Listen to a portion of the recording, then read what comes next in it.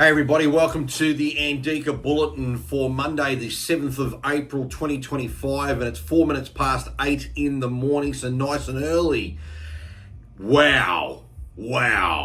Everything's been going, the market's been falling and everybody's in a big panic over what the hell's going on. And you can see here the Dow on Friday down 5.5%, S&P down nearly 6%, and the Nasdaq down 5.8. Big falls in terms of the US market, and our market's pointing down to about a 330 point decline. But look at this particular screen that I've got here, and just look, I'm going to remember up that way. What's it say there? Breaking. Trump's team dismisses recession fears, says 50 countries seek tariff deals. So let's dive into that. This story is also on Zero Hedge, great website, can't recommend it enough. Now let's just quickly go through what was happening in here. So last week, this is what Zero Hedge says, they explained that this particular trade war will all be about deals that Trump announces as he pulls the country and the market away from the trade war abyss. What people need to understand is Trump always aims for the moon and he meets somewhere in between. Look at the first particular tweet we have here. That was quick. Thailand to negotiate with US on a 36% imposed tariffs. Their prime minister. Next, everybody else. And as we read further, everyone else, starting with Vietnam, which the people at Zero Hedge profiled on Thursday, was slapped with some of the highest reciprocal tariffs. And you can see here, there's the photo there of Trump holding the tariff board, 90%, and they were putting a reciprocal hit of 46. And then here's a chart that just goes through to look at who's getting hit the most. So we'll just zoom this in a bit so we can see, and you can see why it will be very much in the interests of someone like Vietnam to do a deal. Let's just zoom this up so we can see it somewhat better. So there's the actual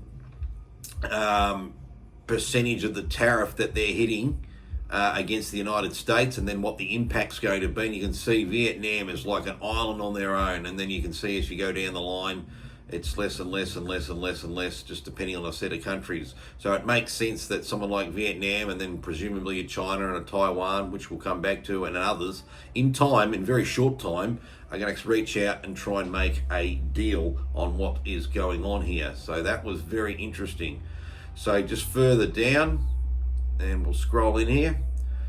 Sure enough, confirming that Trump's deal making was about to shine, on Friday, Trump posted on his Truth social account, announced that he had a very productive call with the head of the Vietnamese Communist Party, adding that if Vietnam wants to cut their tariffs to zero, all they have to do is make an agreement with the US. There you go. Already starting. Now, will this start to mean we're going to come out of the market this morning rocketing up? Probably not. But if this starts to build on itself, this is what's going to be the catalyst. It's just going to at least dampen things down and have all the fear that we've been seeing, the irrational fear, kicked out of it. And that is very important. Now, this is why I put some currency into this. The offer was made by Party Chief to Lam, that's his name, to the US President in a letter that was seen by Bloomberg. So Bloomberg's already verified this. And in the letter, Lam requested that the US not apply any additional tariffs or fees on Vietnamese goods and asked to postpone the implementation of the tariff announced by Trump last week by at least 45 days after April 9. So there we go. This is what's about to happen, everyone. And I think this is important to realize. This is where the breakthroughs come. In addition to the news about Vietnam bending the knee, and that's what they're doing, the Epoch Times reports that Taiwan's president on April 6th that his nation would offer zero tariffs and no retaliation as the start of negotiations with the United States, while vowing to remove trade barriers. Now you've got Taiwan as well. So if you mix that to that chart, the guys that are getting hit the most are already coming to the table right now. So this is very important. So if we can start to see actual announced deals, then I think this will start to suit where the market is. And people need to also understand, in a context, let me put it to you this way. We know Russia invaded Ukraine, so therefore we accept that and support that Ukraine has the right to defend itself because they were invaded. Okay, in tariffs, using an invasion type scenario, we've had countries place tariffs on the United States for the last 50 so years. It was what's called asymmetrical, just one way. And then with the new administration, they've decided, nah, we're not doing that anymore. We're going to hit you back with reciprocal at half the rate.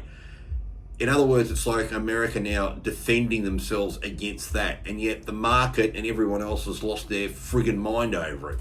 It's just simply what it is to acknowledge, hey, you've been doing this to us for such a long time, it's become ingrained into society and you've based everything on it because you keep thinking it's never going to change. Well, as the saying goes, there's a new sheriff in town and he's changing that dynamic. And there's a lot of reasons for it too. America has trade deficits with just about everyone on the planet. One of the few countries they don't have a trade deficit with, funnily enough, is Australia. But that's something that they need to help curtail as well. And then by equalising the floor, and by getting these sort of countries then to commit maybe to investing more into America, some more jobs and everything else. So he's basically just said to the world, I've been telling you it's coming and you don't believe me. And when he finally dumped it, on their Liberation Day, literally the rubbers hit the road. And I think a lot of participants, players, particularly the globalists that are out there that want to reimagine what the world is. And sadly, they imagine it with China running being the apex country because everything, even look at us, we're addicted to everything that comes out of China because we've just been hollowed out thanks to 15 years of idiot governments on both sides, Liberal and Labor. But in the States, they've obviously decided, a group of people there have said no longer are we going to be playing the tune to the globalists, and this is why the tariff wars happened. Sure, it's carnage on the stock markets. It's not been pleasant at all. You can see that again with those big falls that we had in Wall Street. And what's also been just absolutely incredible to see is what's been happening to the Australian dollar. I kid you not, the Aussie dollar now is at 59.42. Look at that, from a price of 69 cents back in September of last year to where we are now. That is a big shellacking. Let's go into Bitcoin. Now, Bitcoin is always used for a good barometer. Now, it's at 78,600, so it's actually coming down. So it had sort of been pretty neutral over the weekend, and it's coming down. Mind you, in Aussie dollar terms, still 131,000. So, it's still pretty valuable. But that's just one to watch there. I always keep an eye on that Bitcoin because it gives us a lead. Anyway, we now have the potential for something to reset, and I think that's worth looking at. So that's why this video is called Don't Panic.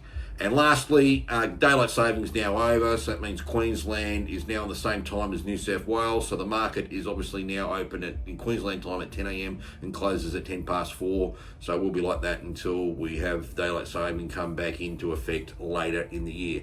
So hopefully that sort of helps, bit of glimmer there. It still will be a nasty day in the market, and best time to make the money is when you buy well. So roundabout now is good buying in the marketplace. So make sure you plan ahead and have a good look at all the sales that are literally happening as we speak. So until the next video, take it easy, like it, please hit the like button, feel free to comment, and we'll catch everybody pretty soon. See you later.